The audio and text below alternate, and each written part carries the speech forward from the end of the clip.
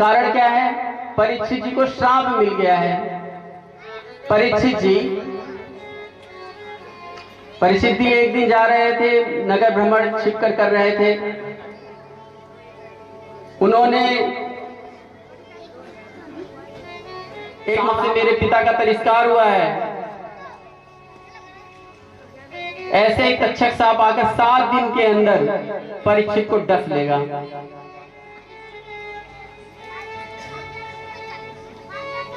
किसी ने पूछा, परीक्षित जी इतने ज्ञानी थे, पांडवों के वंशज थे, धर्मात्मा थे, उन्होंने ऐसा काम? साधु संतों में कमी निकालना शुरू करते हैं कि परीक्षित जी का तो एक सूत्र है, उसके लक्षण यही है। कलयुग में देखना हो कि किस पे ज्यादा असर किया है, तो पंडितों की, ब्राह्मणों की अवमानना करेगा, क्योंकि ब्राह्मण धर्म ध्वजा वाहक हैं। इसमें ऐसा नहीं ब्राह्मण की बड़ी महिमा गाई जा रही है। ब्रह्मा जी के भगवान के शरीर से, मुख से ब्राह्मण प्रकट हुए, हाथों से क्षत्रिय, पेट से वैश्य और चरणों से शूद्र की उत्पत्ति हुई। ये 4 वर्ण हैं। जैसे हम हलवा को हलवाई कहते हैं तो कोई दुर्भावना नहीं आती, लेकिन कोई के मल तो तुरंत दिमाग में मल आ जाए। ऐसे ही सब एक ही हैं और एक ही भगवान के शरीर से सब प्रकट हुए हैं। और सबका समाज पानी भी नहीं पीना चाहिए, क्योंकि ऐसे लोग भगवान में ही भेद कर रहे हैं। और कहीं नहीं लिखा है कि गर्भ से पैदा होते ही ब्राह्मण होता है। पैदा तो सभी अपने हम कर्मों से ब्राह्मण हो जाते हैं। क्षत्रिय साधु महात्मा है, क्षत्रिय वंश में पैदा हुए थे। 1 लाख साल तपस्या की, उर्वशी रंभा की वजह से उनकी तपस्या खंडित हो गई, दोबारा की 1 लाख साल। जाति नहीं होती है। सूत जी महाराज ब्राह्मण नहीं है, उनकी कोई जाति नहीं है, ब्राह्मण नहीं है वो, लेकिन ज्ञानी है, कथा सुना रहे हैं। ब्राह्मण है, दिमाग का काम करे जो, वो ब्राह्मण है।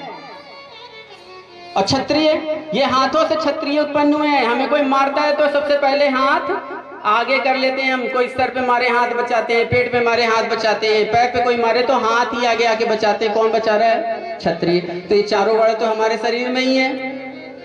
पेट से अपना काम चलाने का कर रहे हैं, मशीन का। तो ये वैश्य की उत्पत्ति पेट से हुई है। चरणों से शूद्र की उत्पत्ति। ये चरण हमारे सेवा का काम करते हैं। हमारे ये सर को, धड़ को, पेट को, हाथों को लेकर चलने का काम कौन कर रहा है? कौन बोझा ढो रहा है? सब नफरत करने लगे। सेवा का काम बताओ कितना गंदा काम है। तो यही शूद्र, जैसे वर्ण व्यवस्था है तो कहा गया जो सेवा करे वो शूद्र। तो शूद्र कहते कहते छी ऐसे ऐसे जल पाते हैं। अरे भैया, तो काम है, सेवा का काम। सर्विस इंडस्ट्री सबसे तेजी से भारत में ग्रोथ कर रही है। अब कहते पूरा भारत ही शूद्र ही है, ऐसा तो नहीं है। तो सेवा का काम।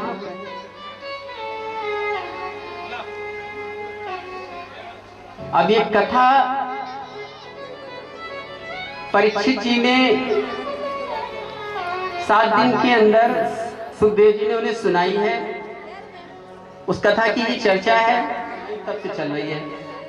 किसी ने पूछा, नारद जी को तो श्राप है, वो तो 2 घड़ी से ज्यादा रुक ही नहीं सकते हैं, तो 7 दिन कैसे रुक गए? बोले बड़ी ये भी कथा सुनाते हैं। नारद जी एक बार घूमते घूमते, एकदा ही विशालायाम चत्वार ऋषियो मलाह सत्संगार्थम समायता ददृशुस्तम नारदम। सनत, सनंदन, सनातन, सनत कुमारी ब्रह्मा जी के 4 मानस पुत्र की पीर और फिक्र की जो फांकी करे उसका नाम फकीर।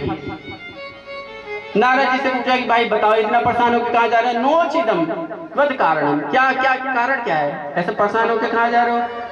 नारद जी कह रहे हैं, महाराज आप ही के तरह तो मैं भी संत महात्मा हूँ, जैसे आप ब्रह्मा जी के पुत्र हो मैं भी पुत्र हूँ, लेकिन मैं क्या करूं, मैं सत्संग करने का युग जब शुरू हुआ तो मैं आया, सोचा चलो भारतवर्ष में इस पृथ्वी भूमंडल पर एक क्षेत्र है तो कोई भारत, जहाँ सत्संग होता है तो वहां चलते हैं। तो मैं कहाँ गया? पुष्करम च प्रयागम च काशीम गोदावरीम तथा हरि क्षेत्रम श्रीरंगम सेतु बंदनम। कहाँ गया मैं? सबसे पहले नाम लिया पुष्कर का, आप ही के राजस्थान का। पुष्कर क्या है? तीर्थों के जो राजा हैं, गुरु हैं, तीर्थों के जितने इस धरा पर तीर्थ हैं सबके गुरु हैं पुष्कर, और सबके राजा हैं प्रयाग। तीर्थों के राजा हैं प्रयाग। तो पहले नाम लिया पुष्कर का, फिर कहा प्रयाग। मैं सब जगह गया हूं भाई, अधर्म ही अधर्म है। क्या अधर्म है? सत्यम नास्ति तपा शौचम दया दानम न विद्यते। तीर्थों में यह हाल है कि पाखंडी घुसे बैठे हुए हैं। पाखंड निर्तः संतः।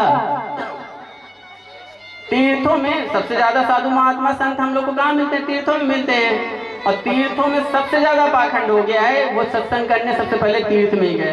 बोले महाराज कैसे आप ऐसे कैसे बोल रहे, आरोप लगा रहे हो आप? बोला विरोधाभासी बातें हो रही हैं। धर्म के आड़ में सबसे ज्यादा गलत काम हो रहे हैं। साधु महात्मा ऐसे हो गए हैं, कहते कुछ हैं करते कुछ हैं। कहीं से गुजरा मैं, बच्चे बहुत सारे खेल रहे थे। हमने पूछा ये किसके बच्चे हैं? बोला ब्रह्मचारी बाबा के। मैं कहा ब्रह्मचारी के इतने बच्चे हैं? और थोड़ा आगे बढ़े, बड़ा आलीशान महल बना था। बोला ये किसके? कहे बैरागी बाबा की। बहुत बड़ा आश्रम है इनका, अच्छा बैंक बैलेंस है।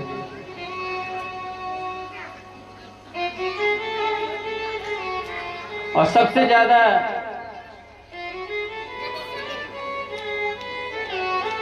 संत महात्माओं के लिए कहा गया है स्त्रियों का तो संसर्ग ही नहीं करना चाहिए, पास में बैठना भी नहीं चाहिए। लेकिन आजकल ऐसी व्यवस्था देखने को मिलती है कि हर एक संत पे 2 औरतें, कोई कमी नहीं निकाल रहे हैं। लेकिन वो ही महात्मा हैं जिनके साथ 2 औरत 3 औरत हो। ये हमारे देश की विडंबना है।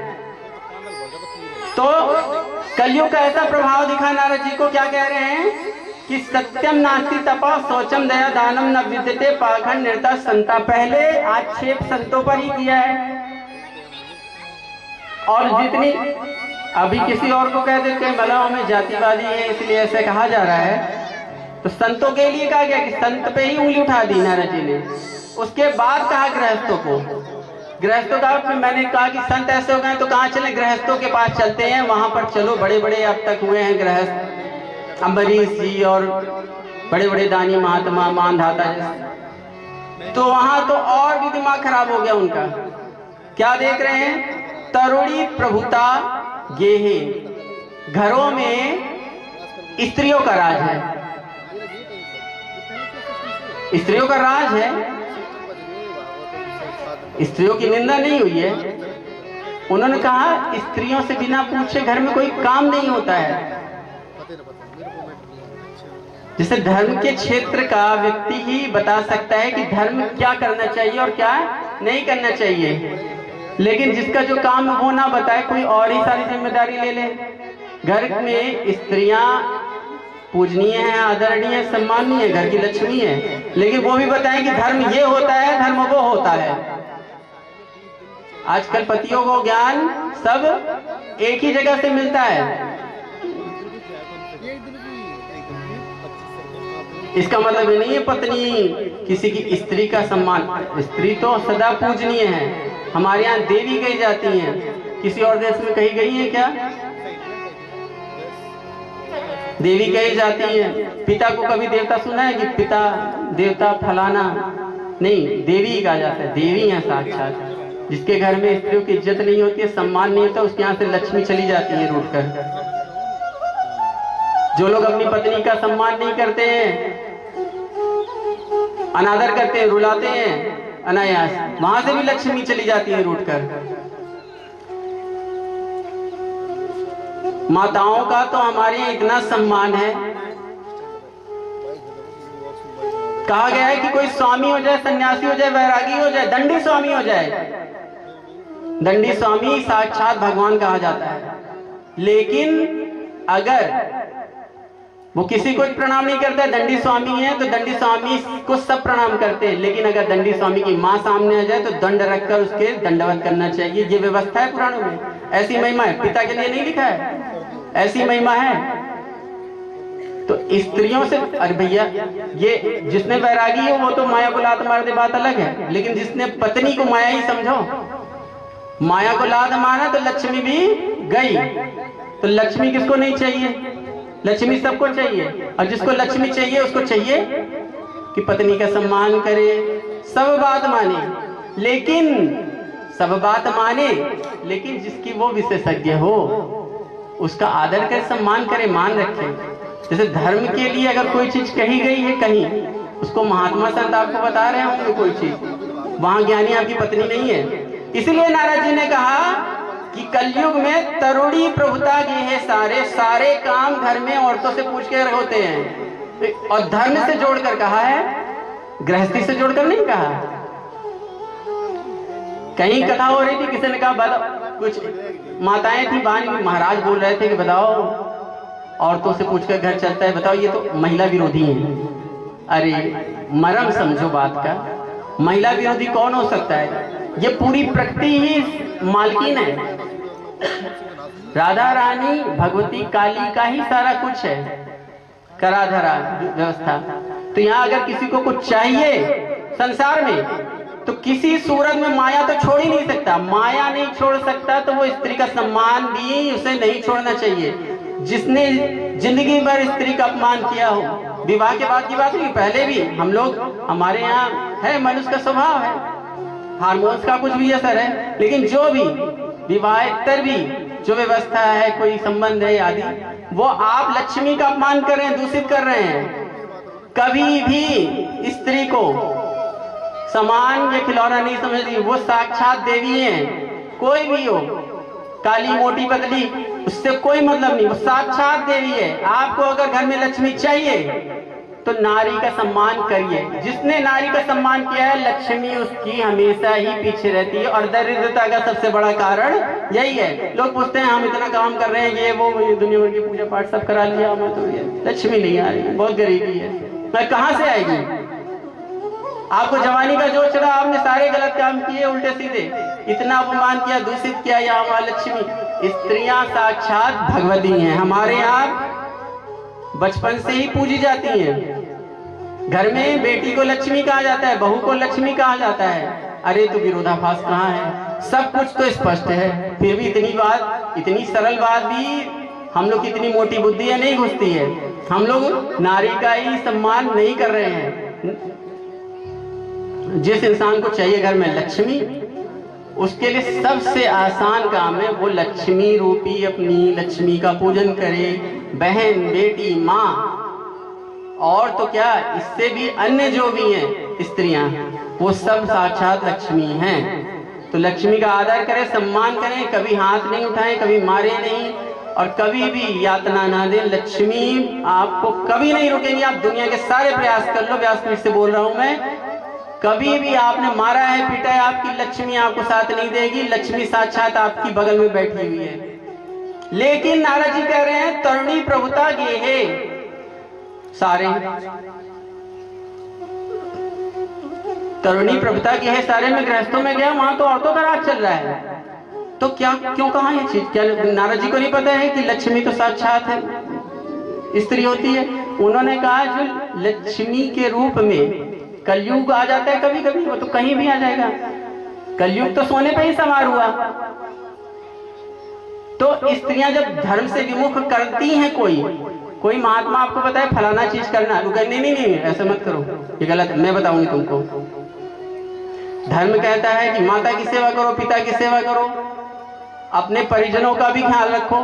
कहने नहीं, आपको तो धोखा मिल रहा है। पतियों को समझाती हैं आजकल स्त्रियां, शादी के बाद सबसे पहले यही काम करती हैं, बताती हैं कि आज तक तो आप गलत जगह रह रहे थे, आपको पता ही नहीं था, आपको बहुत बड़ा धोखा हो रहा था। बाप आपसे पैसा लेना चाह रहा था और माँ तो आपसे कुटिलता दिखा रही थी।